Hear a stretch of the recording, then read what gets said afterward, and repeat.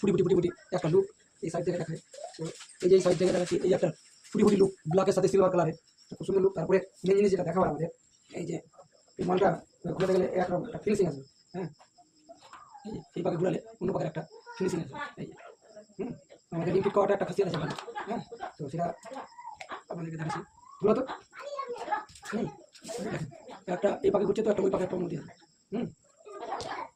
খুব সুন্দর একটা ফিনিশিং দেওয়া হয়েছে।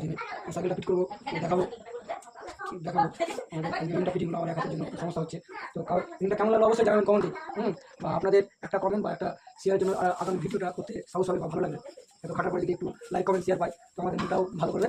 আর আগামী দিনে আমার ভিডিওটা করতে খুব ভালো লাগবে। বিশেষ করে মেকানিকদের তো খুব ভালো। হ্যাঁ, একটা জিনিস এটা দেখাচ্ছি। মেকানিকদের জন্য বিশেষ করে পড়া খুব একটা সুন্দর একটা মোটর ফিটিং।